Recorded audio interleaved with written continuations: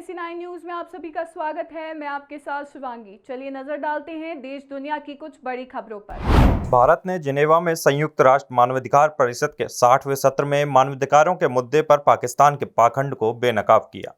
भारत ने पाकिस्तान में अल्पसंख्यकों के उत्पीड़न को उजागर करते हुए उसकी तीखी आलोचना की। भारत का प्रतिनिधित्व करते हुए राजनयिक मोहम्मद हुसैन ने कहा कि यह विडंबना ही है कि मानवाधिकारों के मामले में सबसे खराब रिकॉर्ड वाला देश दूसरे देशों को उपदेश देने का प्रयास कर रहा है। पाकिस्तान के कब्जे वाले जम्मू कश्मीर में विरोध प्रदर्शन लगातार 5वें दिन भी जारी रहे। रावलकोट से हजारों की संख्या में लोग राजधानी मुजफ्फराबाद की ओर कूच कर रहे हैं। इस बीच सोशल मीडिया पर वीडियो सामने आए जिनमें विरोध की लहर साफ दिखाई दे रही है। विपक्ष के नेता राहुल गांधी ने दक्षिणी अमेरिकी राज्य कोलंबिया की EIA यूनिवर्सिटी में इंजीनियरिंग छात्रों को संबोधित करते हुए कहा कि आज भारत के सामने सबसे बड़ा खतरा लोकतंत्र पर हो रहे हमले का है। उन्होंने प्रधानमंत्री नरेंद्र मोदी सरकार पर निशाना साधते हुए कहा कि भारत जैसे विविधताओं से भरे देश को लोकतंत्र की जरूरत है, लेकिन वर्तमान समय में यह व्यवस्था सभी तरफ से दबाव और हमले झेल रही है। राहुल गांधी ने कहा कि भारत की तुलना चीन से करना सही नहीं। चीन एक केंद्रीकृत और एक रूप प्रणाली पर चलता है, भारत विकेंद्रीकृत है। यहाँ कई भाषाएं, धर्म और परंपराएं हैं। पाकिस्तान का यूरोपीय देशों पर मिला व्यापार प्राथमिकता वाले देश का दर्जा छीन सकता है। दरअसल यूरोप के कई सांसदों ने पाकिस्तान में मानवाधिकारों के गंभीर उल्लंघन, कट्टरपंथ को बढ़ावा देने जैसे आरोप लगाए। यूरोपीय सांसदों ने कहा कि पाकिस्तान के व्यापार प्राथमिकता वाले GSP+ दर्जे को अस्थायी तौर पर वापस ले लेना चाहिए और पाकिस्तान द्वारा कट्टरपंथ पर रोक लगाने के बाद ही इसे बहाल किया जाना चाहिए। यूरोपीय सांसद बारबरा वोंटे ने यूरोपीय संघ को चेताया कि यूरोप द्वारा पाकिस्तान को शिक्षा के लिए दी जा रही आर्थिक मदद वहां चरमपंथ और धार्मिक शिक्षा को बढ़ावा दे रही है। दक्षिण कोरिया के राष्ट्रपति ने विदेशियों को बच्चे गोद देने वाली योजना के खराब प्रबंधन के लिए माफी मांगी है। विदेशों में गोद दिए गए बच्चों के साथ दुर्व्यवहार और धोखाधड़ी की घटनाएं हुई। दक्षिण कोरिया ने विदेशों में गोद दिए गए बच्चों की योजना की जांच के लिए एक सत्यनिष्ठा आयोग का गठन किया था। इस आयोग की रिपोर्ट में ही सरकार को खराब प्रबंधन के लिए जिम्मेदार ठहराया गया।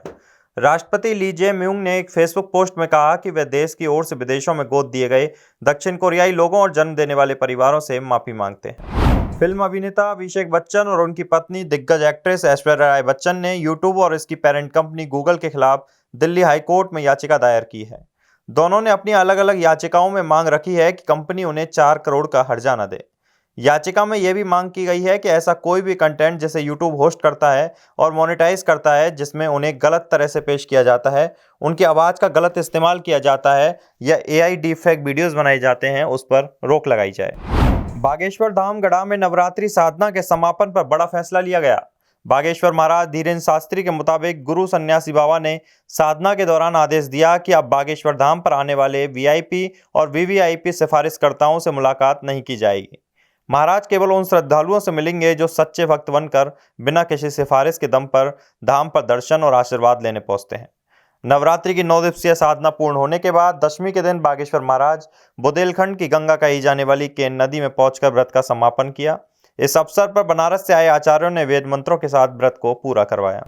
बरेली जिले में 26 सितंबर को हुए बवाल के बाद पुलिस प्रशासन अलर्ट मोड पर है। दशहरा और इसके बाद शुक्रवार को जुम्मे की नमाज को देखते हुए चौकसी और बढ़ा दी गई। शहर के हालात देखते हुए दूसरे जिलों से आई पुलिस को 4 अक्टूबर तक रोक दिया गया है। वहीं शासन के निर्देश पर जिले में इंटरनेट सेवा फिर से बंद कर दी गई है। जारी आदेश में बताया गया कि बृहस्पतिवार दोपहर 3 बजे से 4 अक्टूबर यानी शनिवार को 3 बजे तक इंटरनेट सेवा बंद रहेगी। शहर में हालात पूरी तरह सामान्य है। वहीं दशहरा और इसके बाद जुम्मे की नमाज को देखते हुए सुरक्षा को बढ़ाया गया है। भारतीय टीम के तेज गेंदबाज जसप्रीत बुमराह ने वेस्टइंडीज के खिलाफ पहले टेस्ट मैच के शुरुआती दिन प्रभावित किया। बुमराह एशिया कप में भी शानदार फॉर्म में थे और उन्होंने इस लय को टेस्ट प्रारूप में बरकरार रखा। बुमराह ने पहली पारी में 3 विकेट लिए और इसके साथ ही उन्होंने जवागल श्रीनाथ के रिकॉर्ड की बराबरी कर ली। बुमराह भारत में सबसे तेज 50 विकेट पूरे करने वाले तेज गेंदबाज बने। उन्होंने भारत में 24 टेस्ट पारियों में 50 विकेट पूरे कर लिए। बुमराह से पहले श्रीनाथ ने भी इतनी ही पारियों में भारत में 50 टेस्ट विकेट पूरे किए थे। पाकिस्तान को एक के बाद एक बड़ा झटका लग रहा है। ऐसे ही देश कर्ज पर चल रहा है। इसी बीच पहले तो शेल और फाइजर ने देश से अपना बिजनेस बंद किया।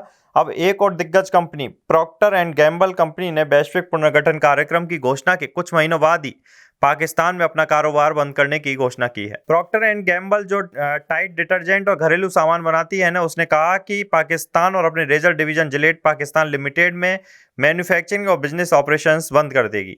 हालांकि कंपनी इस इलाके में दूसरे ऑपरेशंस के जरिए कंज्यूमर्स को प्रोडक्ट्स देती रहेगी।